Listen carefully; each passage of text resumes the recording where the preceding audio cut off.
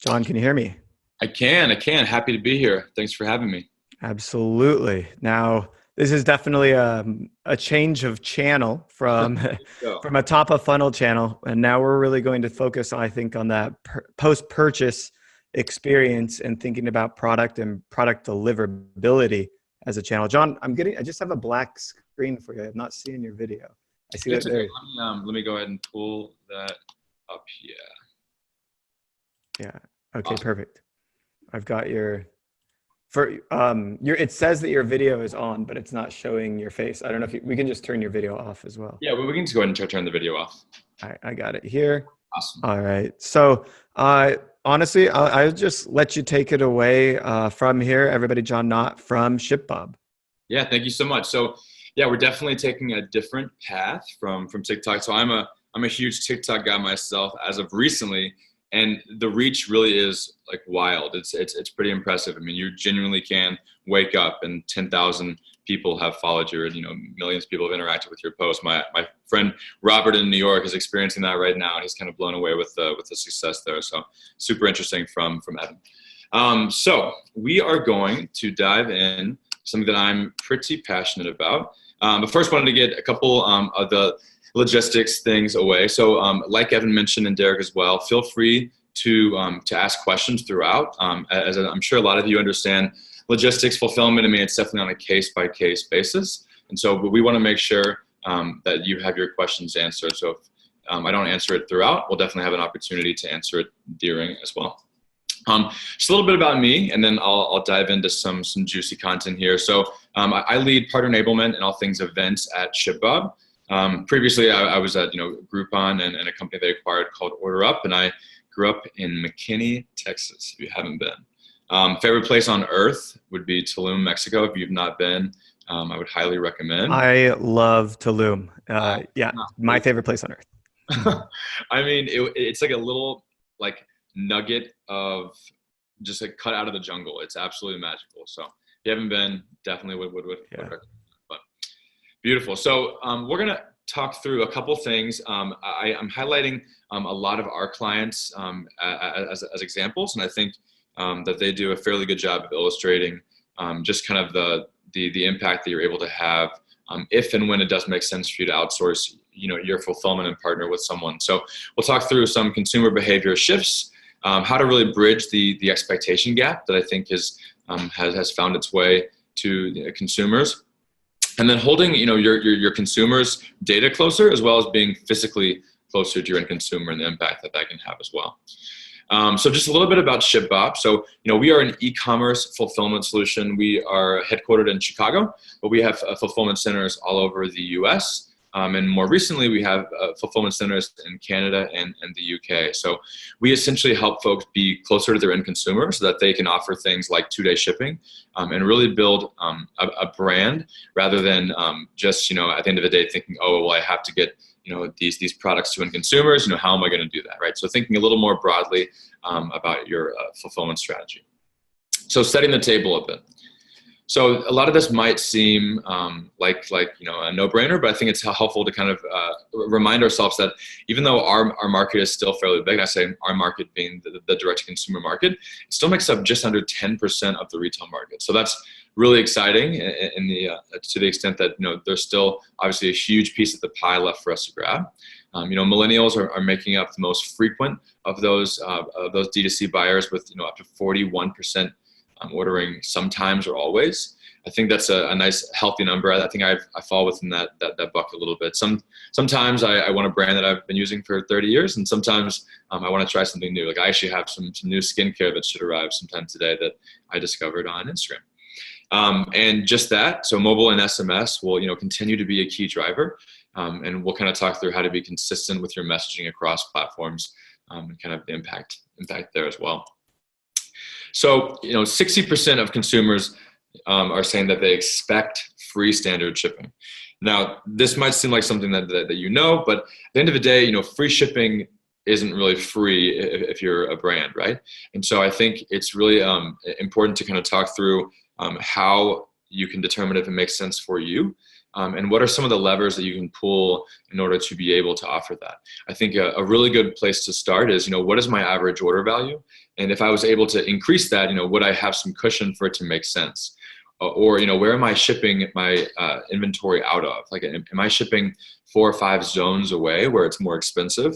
And is there an opportunity for me to be closer to my end consumer so that I'm not having to pay an arm and a leg to offer free shipping, or I'm not having to ship things, 2-day air when I could be shipping them 2-day ground? And so there's definitely some considerations there. And kind of how do we get here, right? I think there's a number of factors, but a big one that I think you probably could have guessed is that, Amazon really sent us to this place much sooner than I think most people, assumed that we would get here. But I think it's definitely great for consumers, right? As a consumer, I'm a Prime member myself, so I can get nearly anything I want living in Chicago that I wanted within 2 days, which is pretty spectacular.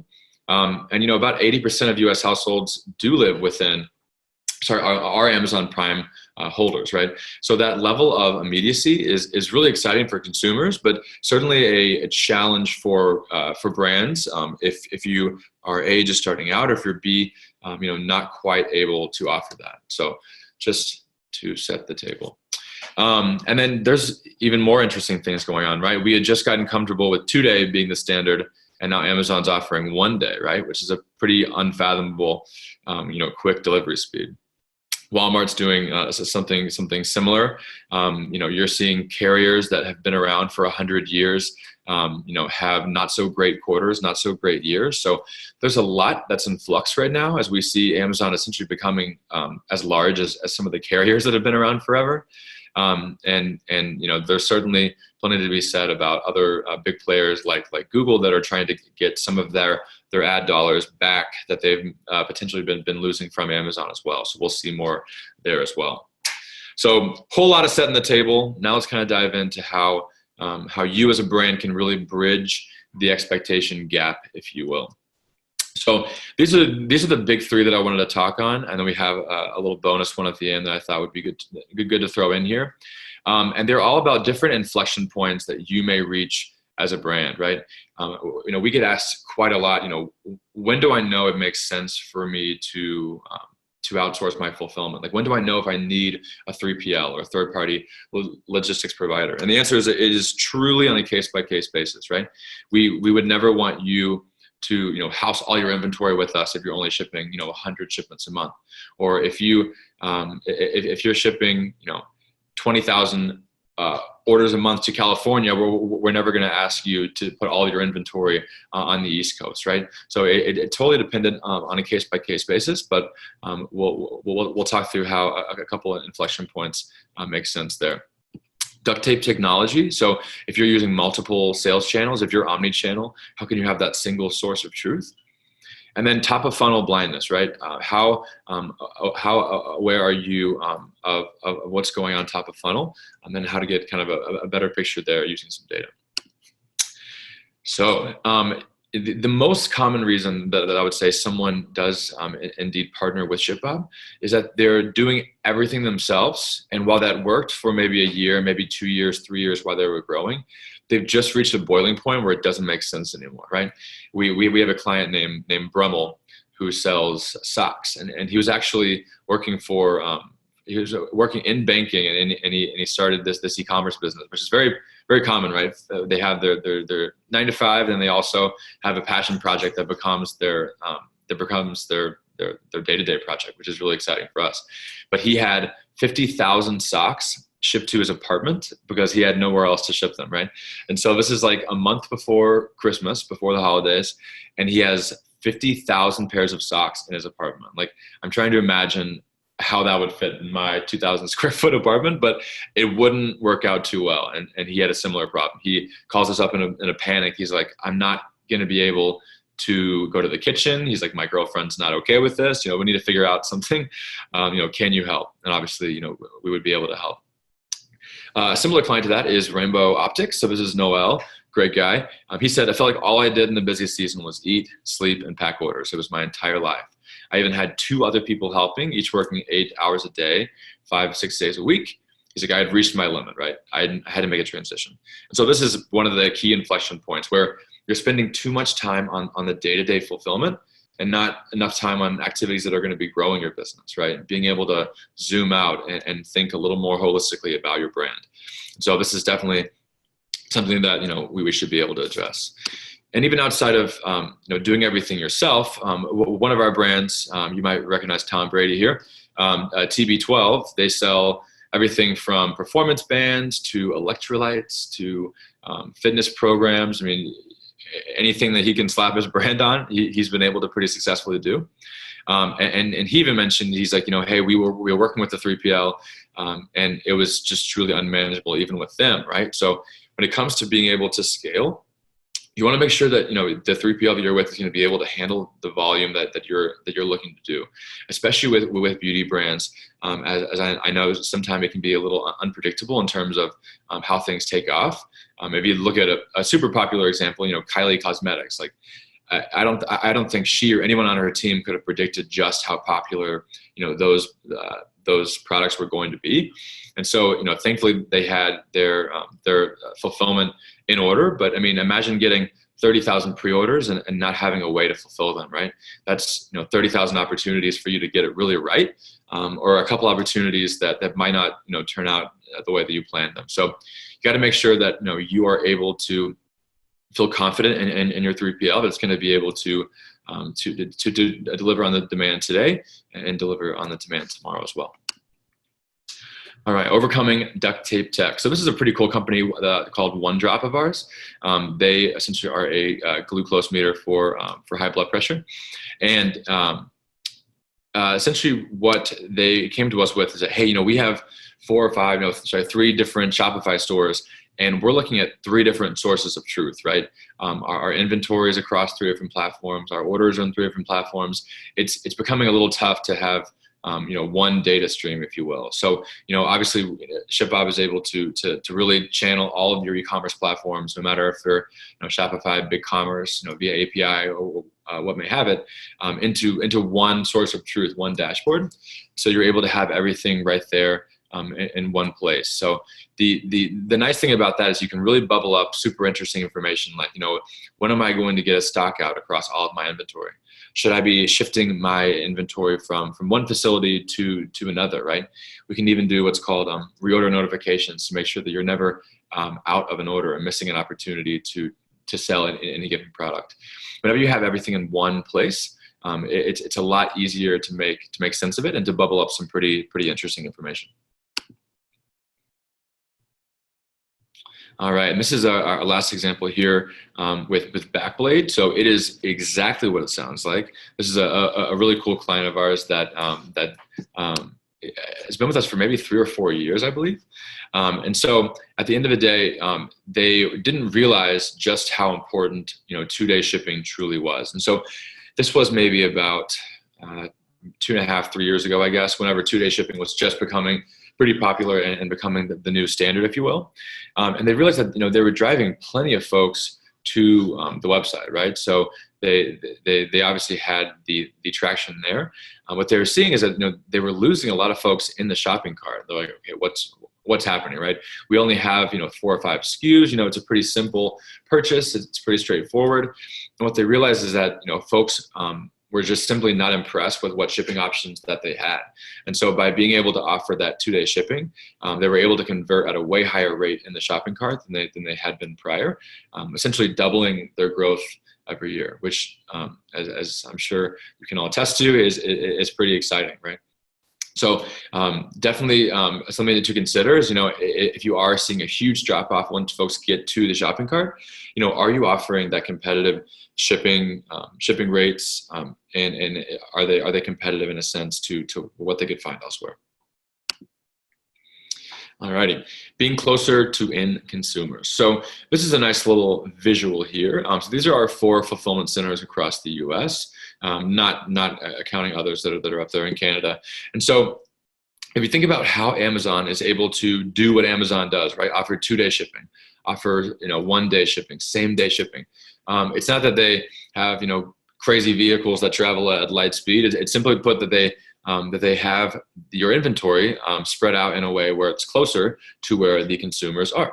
And so if we think about, data points that you might want to get in order to make a smart decision on this is, where are most of my customers? And if you don't know that, that's totally okay. I think a lot of customers come to us and they have a general sense, but they'll be really surprised when we tell them that, hey, 55% of your customers are in California, right? They're like, wow, that's a huge amount, right? And they realize that from shipping in Scranton, PA, that they're shipping all the way across the U.S. 50% of the time, which, as you can imagine, it's just going to be more expensive, right? If I'm, shipping rates are based on the weight, the dimensions, and obviously the end destination there, or which zone it's going to. And so the closer you are to your end consumers, the less expensive it's going to be, right? So if I'm shipping from California to California, it doesn't have to go very far, right? Maybe it's zone 1, 2, maybe 3. And so what that's going to do for you is it'll obviously, lower your shipping costs. It'll let you be able to offer and leverage 2-day shipping because shipping ground, you're able to cover a way larger area of your base customers. And ultimately, as we saw with Backplate, it's going to increase, the amount of times that you're able to convert. And folks are, getting their orders on time or potentially even early there. So definitely something to consider, where is my inventory being shipped from today? And if I was able to distribute that, would it make sense at the end of the day for my bottom line if I was lowering the amount that I'm paying per shipment? So not only do we think it's important to be closer to your end consumers, physically, but we also think it's fairly important to be closer to your customers' data as well. So this is an example of a weighted blanket client of ours, Mycom Blanket. I have never tried one of these. I don't know why I've been sleeping on the weighted blankets, but I've heard lots of great things. I heard they're like essentially a anxiety de-ritter. So I'm going to give it a go sometime soon, as we have a gajillion of these in our warehouse. But, they mentioned that, without distributing their inventory across multiple facilities, it was costing them up to $100 to provide 2-day shipping. So the item itself is costing $119, right? So let's say in a dream world, their product cost $19 to make, $19.99. They were breaking completely even by shipping this 2-day, which doesn't make sense, right?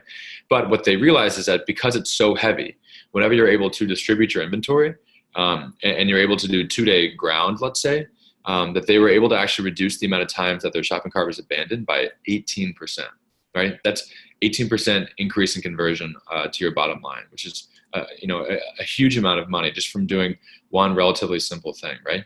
And so if you're shipping out of one facility, one location now, that's okay. That is how a lot of brands grow, and not saying that you necessarily need to distribute your inventory, but if you're looking to kind of unlock being able to offer that and thinking, how am I able to feasibly do that?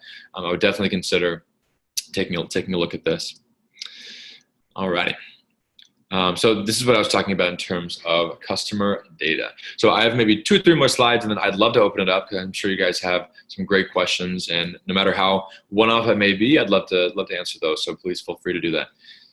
So holding your customers' data closer. So this is what I was kind of talking about in terms of, once you know the data surrounding your business, you're able to make smarter decisions about it. Things like, the sales of any given SKU over a certain period of time, units sold over time, the days that it takes to turn certain inventory items, right? These are all really interesting data points that you can use to determine, new product launches. You can use to determine, when you need to order a new inventory or not, or like we mentioned, where to house your inventory in the first place.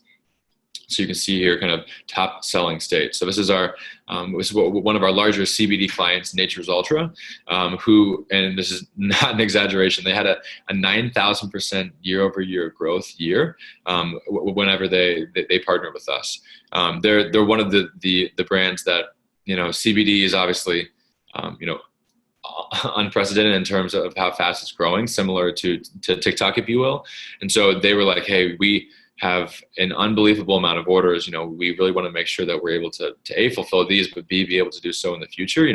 Can you help us out? And obviously, we've been able to partner with them pretty well as well. And this is our last client feature, Organic Olivia. I am obsessed with this brand. I mean, I think that she's done such a good job of really building a community. I know it's kind of a corny word to use, but it's true. She and her team have done a great job of not only sharing their story, but really prompting you to share your own success story. I think a lot of social proof there is impactful, and I'm sure they've seen a big lift from that. And they really have like an engine to be constantly seeking social proof from their brands, right? Obviously, it lets you understand your customers more intimately in their words, which is great whenever you're writing copy for future marketing sends or whatever it may be. You're able to leverage, their stories, which is huge, obviously, for conversion.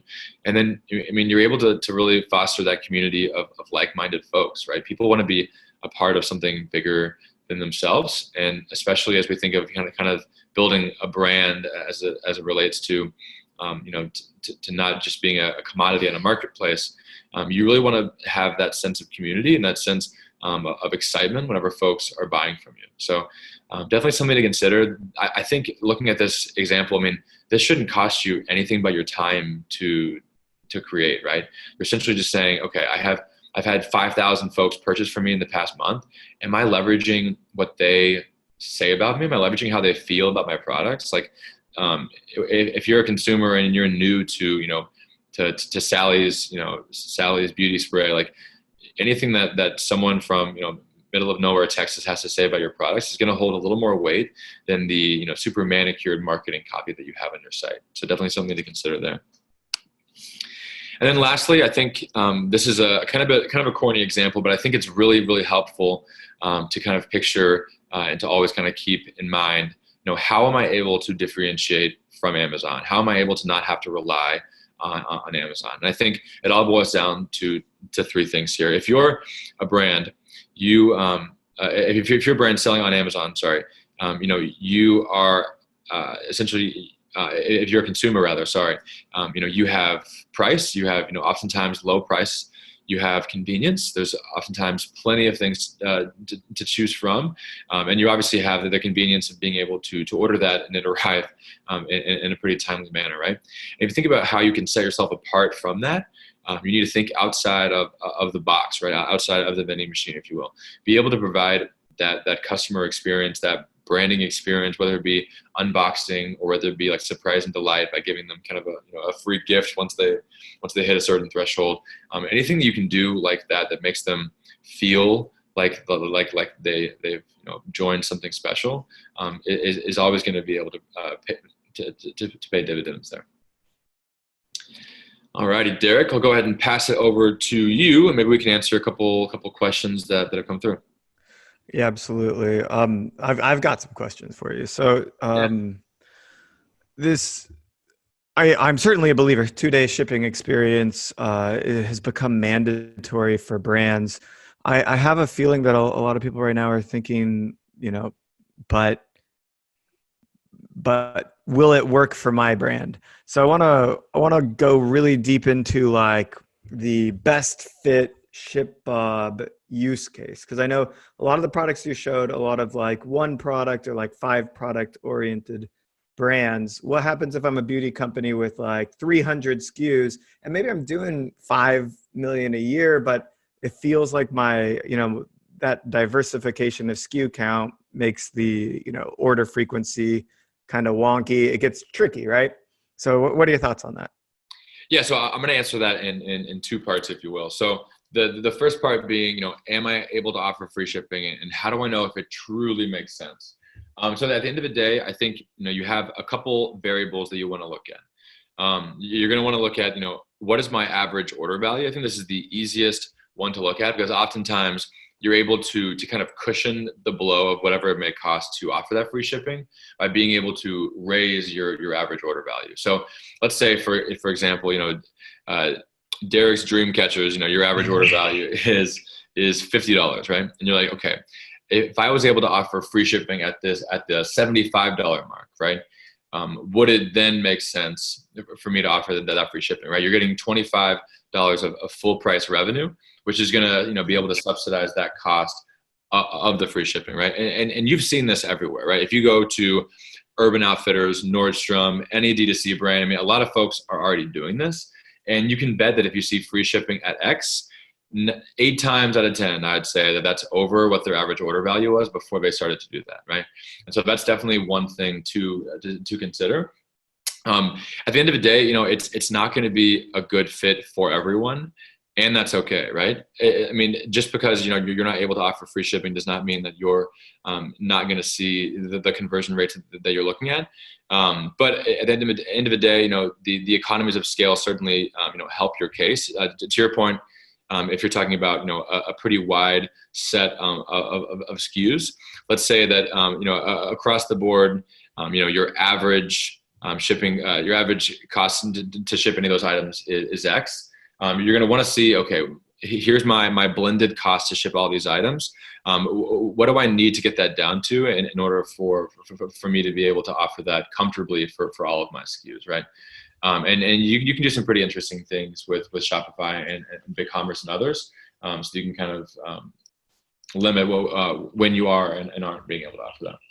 It feels like there's an equation here. We need an Excel spreadsheet that can probably solve this problem for us. And one of the fascinating things about ShipBob and what you offer, well, I guess 2 things, but one of them is that because of this, like, it's increasing conversion rate. So you almost, in many of your cases, offset the cost of like having a 3PL, or I mean, even a lot of times you're actually lowering costs in general, but like you know what I mean? You're offsetting any worry costs as well, because it's like, well, your conversion rate increased. So if you have to spend $2 more on shipping, it wouldn't even matter because you just made, 20% more revenue. That's just a random example, but no, I mean, I know exactly what you're saying. I mean, it all depends on kind of when you came to us and why, right? If you're doing everything from, your basement, shipping everything from your kitchen, wherever it may be, that's adding, 30, 40 hours back to your week where you're able to focus on activities that'll be growing your business, right?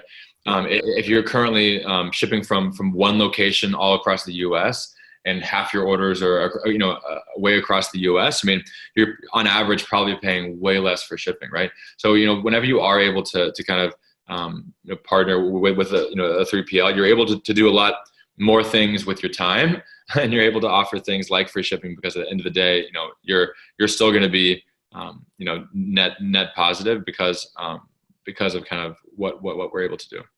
Now, the other cool thing I love about ShipBob, but you didn't talk about this at all, you have a whole software suite supporting the 3PL, and a lot of 3PLs don't have this, right? So tell me about, like, I think I could save money on just not having to use an inventory management system and going to you. Tell me about the software suite a little bit.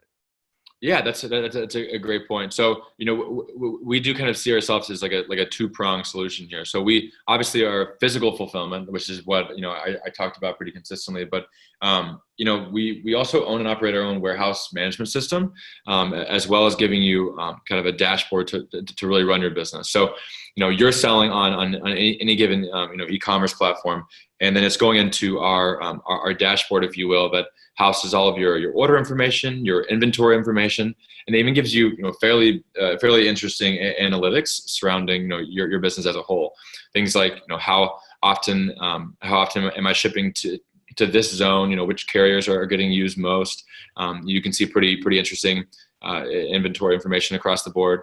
And we're also becoming more of a platform, if you will, where we're really having folks, being able to integrate into our API. Not to get too far into the weeds, but if you're working with an inventory management system or a returns platform or whatever it may be, we want you to use what tools that you think that you can run your business most effectively with, and we want to make it easy for you to have that one source of truth and be able to integrate those systems right into ShipBob. So I'm glad that you brought that up, because it's definitely a tech play as well as a physical fulfillment. Yeah, and honestly, between the technology that you've built and the 2-day shipping, I personally don't see another option as for high volume, low SKU companies specifically. And then, like, if you have medium volume like high SKU still works pretty nicely. Low volume, low SKU, maybe not yet, but when you reach high volume, then you're going to want to make the transition over. That's how I tend to think about ShipBob, actually. Yeah, I mean, we definitely work with brands that are shipping 50,000 shipments a month. But I think one thing that has been really valuable for me is that we value building brands. Like we sincerely don't shy away from folks that are shipping 200 shipments a month, because we know that over time, I mean, they're able to grow by leveraging us. And we have a great partner network with folks. A lot of them were on the session today, and so we really find a lot of fulfillment out of being able to set you up for success and see you grow from that 200 shipments a month client to one of our larger clients, which we've seen time and time again. So we definitely don't shy away from building brands as well as working with those that are already established. I love it. And that was the first thing I actually wrote in your on the show notes for your presentation. I said, a fulfillment center that actually cares about your brand. What? Like, because it's not what you get. Usually it's a numbers conversation, and it's just like, very much like, here are the costs that we will occur. Here's our pick and pack cost. Here is our kitting cost. Here is, how much to put in an insert cost. And that's like all that a 3PL is really thinking about. And here you're saying, no, if we can provide a better experience to your customers, you're going to build a brand, and our costs as a 3PL will probably lower a lot of your costs, but second, pay for themselves through that brand relationship that you gain. Yeah, I mean, if you think about how we kind of came to be, I mean, so our two co-founders, Divay and Dhruv, they actually had I guess you can call it an e-commerce company. It was called Snail Mail Picks, and it's exactly what it sounds like. You take a picture on an app, and then Divay and Dhruv would print the photos. They would stand in line at the post office, and they would ship your photos to you, all across the U.S. And they realized that they were running into the same people every day at the post office, standing in line, waiting to ship their inventory. And they're like, there's got to be a better way, right? And so, I mean, we really have kept that synergy, and really wanted to partner with brands and not just have brands as clients, if you will. And so we really do get a lot of enjoyment out of seeing our brands kind of skyrocket. Awesome, John. All right, let's wrap it there. We have our final presentation from here. And everybody, you've got ShipBob's information here to reach out to John. John, should we give your email address directly as well? Yeah, by all means. Email is john@shipbob.com. All right, I'll share that here and in the show notes, and we'll be sure to let people know how to get in touch with you. Great.